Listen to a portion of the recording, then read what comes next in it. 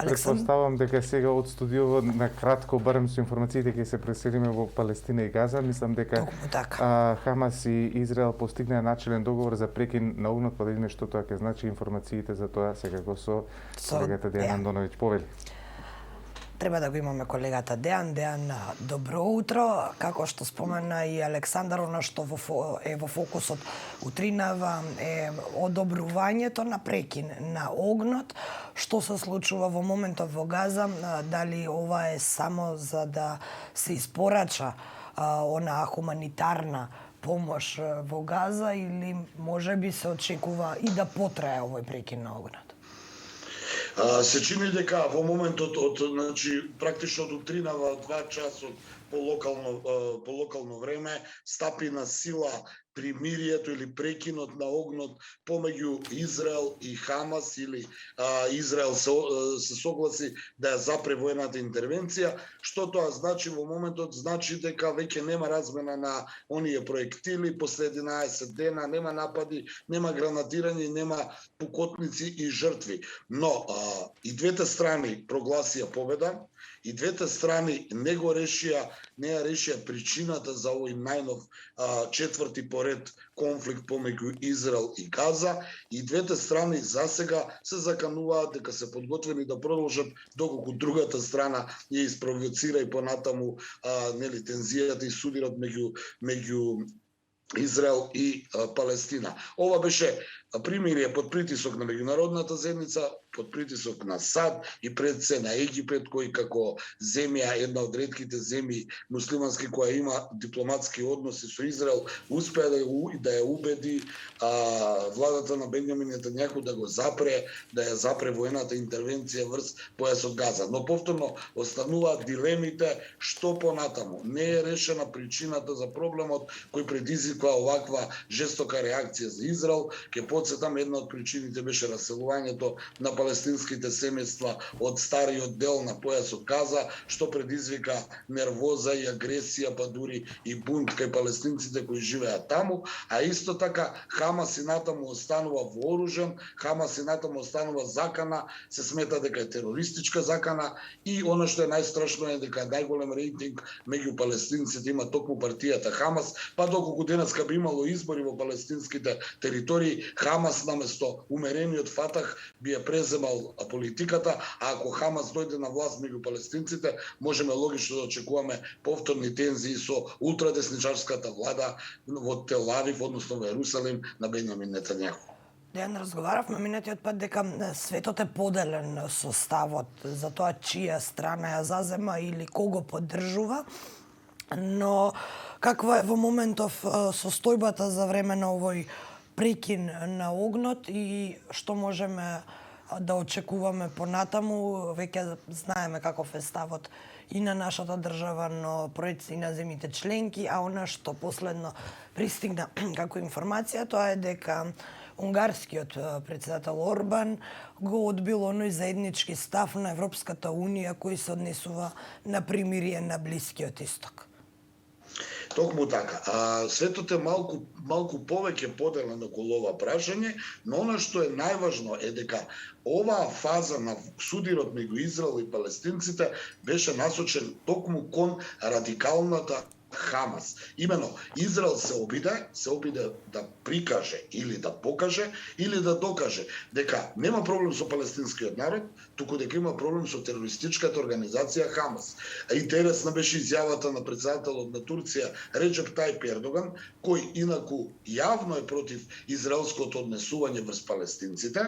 Значи Ердоган го осудува Израел за својата политика која спроведува врз палестинците, но од друга страна вели дека ова примирие значи пораз за Израел, бидејќи не го поразил Хамас. Хамас и натаму останува вооружен, Хамас и натаму има потенцијал повторно да се обиде да нападне израелски цивилни и воени цели, и секогаш кога се додека Хамас не биде целосно поразен, Израел ќе има проблеми. Оттаму ќе видиме што ќе се случува во наредниот период. Американскиот претседател Џозеф Бајден најави дека ќе помогне дека Соединетите Американски држави ќе освен онаа дипломатија ќе помогнат и финансиски за обнова на разрушените оние објекти, згради, куќи што ги видовме изминатите 11 дена во појасот Газа, но исто така нема да им помогне на Хамас тие да се обноват. Од друга страна, во Израел, во палестинските територии е проблемот што 2006 година немало избори меѓу палестинците, па таму се уште на власт е Махмуд Абас, еден постар политичар, оставштина од минатото, од партијата Фатах, му беше заменик на легендарниот Јасер Арафат и според оно што можеме да видиме, палестинците беше не се многу задоволни од тоа како Фатах ја раководи палестинската политика и Хамас се повеќе има рейтинг меѓу палестинците. Јас сега у анализите се прашувам и ќе видиме што ќе биде доколку има избори и доколку Хамас дојде на власт на палестинските територии. Дали тоа ќе значи повторно отворена војна? Дејан, Кина се понуди да биде домаќин на можни преговори помеѓу двете страни. Постојат ли шанси за да прифатат двете страни во конфликтот токму Кина да биде домаќин? Ми се чини дека Кина во оваа цела работа, освен што им опонираше на САД, поради САД традиционално имаат отворена поддршка кон Израел и се толерантни за сите нивни постапки, Кина се понуди, му опонираше, но само во Советот за безбедност. Јас ќе потсетам, Кина геостратешки не е заинтересирана толку за Блискиот Исток, колку што е фокусирана за Африка, па не би се изненадил дека има некој таен договор помеѓу големите да не се мешаат во своите интересни сфери. Она што е важно во моментов е дека во Израел и во палестинските територии не се пука, нема нови жртви, но она што останува прашање што треба да покаже у наредниот период што е тоа примири и што е тоа преки на огнот и ќе потсетам, секој замрзнат конфликт ризикува тогаш да се одмрзне, а тоа се покаже со оваа најнова војна интервенција на Израел врз палестинските територии. Дејан, да преминеме и на темата која еве се уште не можеме да излеземе од неа, тоа се ковид пасошите, најавите за ковид пасоши. Последната информација беше дека се уште не се ставени во тој систем и не се планираат вакцините Спутник и Синофарм. Какви се последните информации? Што ќе значи ова практично за сите жители на Балканот, од кои големиот дел веќе се вакцинирани со источните вакцини? Веста вели дека вчера е постигнат договор меѓу земјите членки за ковид пасоши, оние дигитални зелени сертификати со кои треба да ги покажете и да на граница каде што на кои пишува дали сте вакцинирани, ревакцинирани, колка ви се антителата. Доколку го немате тој ковид пасош, предвидено е да се прават PCR тестови. Оно што е договорено вчера во Брисел, земјите членки се согласиле да се воведат овие ковид пасоши за граѓаните од Европската унија, но и за трети земји, но PCR тестовите за влез во државата, во Европската унија од страна на трети земји или оние што не се членки на Европската унија, да бидат бесплатни, што веројатно ќе олесни на жителите на земјите кои не се членки на Европската унија полесно да влезат.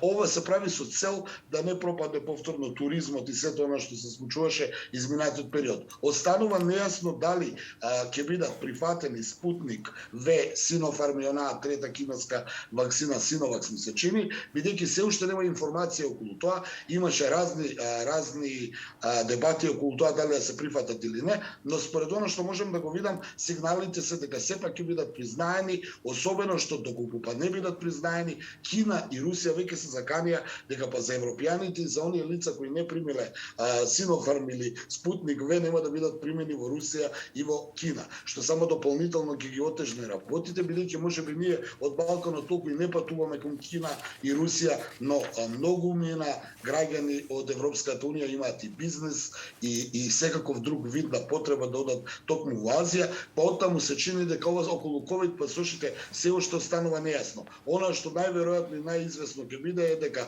влезот во Европската унија со PCR тест најверојатно ќе биде бесплатен. Дејан, имавме уште неколку теми за кои што сакавме да поразговараме, но за жал толку не е времето, па ве само пред да се одјавиме, да кажеме дека и на северниот и на јужниот пол се случуваат работи и има вести. На Арктикот стана некако ново поле за препукување помеѓу САД и Русија, додека на Антарктикот веста од таму е дека се откина Джиновски глечер со должина од 175 километри, но овие теми предпоставувам и се она што ќе излезе ново актуелно во меѓувреме, ќе мора да го оставиме за утре или за некој од наредните емисии. Дејан, благодарам за овој јавување. Благодарам и на вас.